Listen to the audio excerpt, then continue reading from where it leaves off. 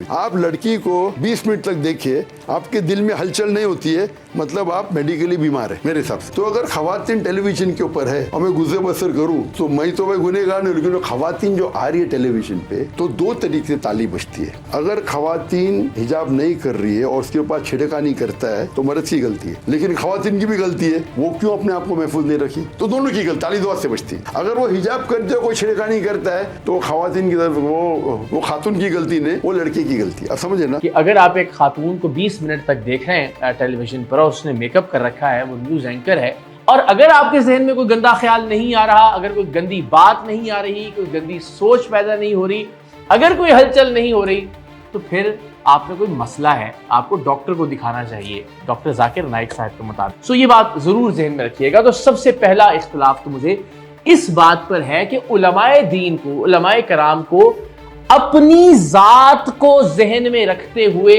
یہ ازیوم نہیں کر لینا چاہیے، یہ فرض نہیں کر لینا چاہیے کہ جیسا وہ سوچتے ہیں سب کے سب لوگ ویسا ہی سوچتے ہوں گے۔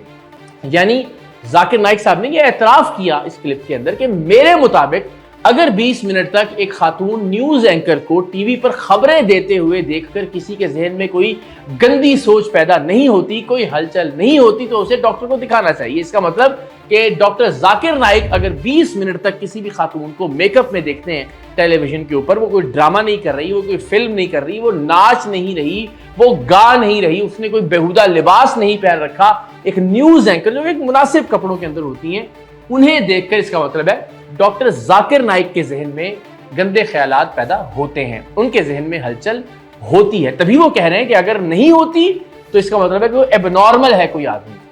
تو یہ فرض نہیں کر لینا چاہیے کہ سب کے ذہن میں گندا خیال پیدا ہوتا ہوگا۔ ممکن ہے ڈاکٹر ذاکر نائک کے برعکس بہت سارے لوگ ایسے ہوتے ہوں کہ جو خبروں پر فوکس کر رہے ہوتے ہیں، جو یہ دیکھ رہے ہو کہ وہ کیا بات کہہ رہی ہیں، وہ فلسطین کے بچوں کی شہادت کی بات کر رہی ہے وہ نیوز اینکر، وہ بیروت میں ہونے والے حملوں کی بات کر رہی ہے، وہ پاکستان کے سیاسی معاملات کی بات کر رہی ہے، وہ مہنگائی کی بات کر رہی ہے، وہ لوگوں کا رونا پیٹنا دکھا رہی ہے جو مہنگائی سے، بے روزگاری سے تنگ ہیں۔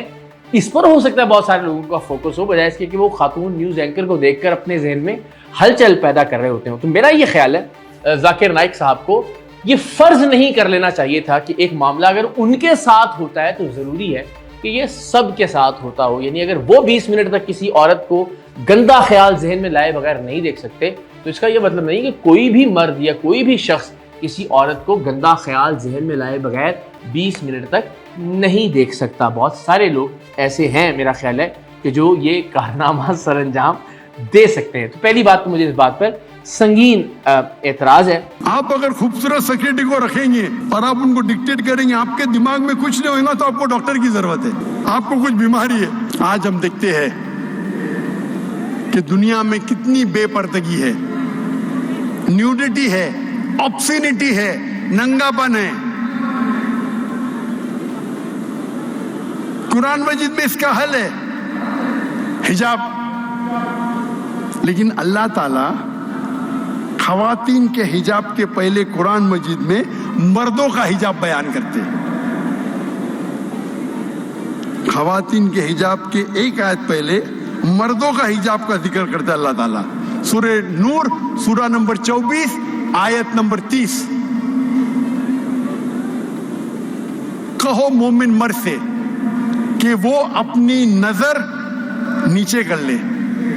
اگر آپ کوئی بھی خاتون، کوئی بھی لڑکی کو دیکھتے ہیں اور اگر آپ کا دماغ بھٹکتا ہے تو آپ کو گزر بسر کرنا چاہیے، گزر بسر کرنا چاہیے۔ اس کے بعد آتا ہے خواتین کا حجاب، کہ کہو مومنہ سے، مسلمہ سے کہ اپنی نظر نیچے کرو اور اپنے پلو کو، اپنے ہیڈ کورنگ کو اپنے چھاتی پہ ڈالو اور اپنی زینت کو محفوظ کرو، صرف اپنے شوہر، اپنے والد، اپنے بیٹوں، اور ایک لمبی فہرست ہے محرم کی۔ تو محرم کے علاوہ غیر محرم کے سامنے آپ کو حجاب کرنا ضروری ہے۔ اور سورہ احزاب میں سورہ نمبر 33 آیت نمبر 59 میں کہا گیا ہے کہ جب بھی، یہاں آیت مل گئے، اے نبی کہہ دو اپنی بیویوں سے، اپنی بیٹیوں سے اور مسلمان عورت سے کہ جب بھی وہ باہر جائیں گی تو جلباب پہنے.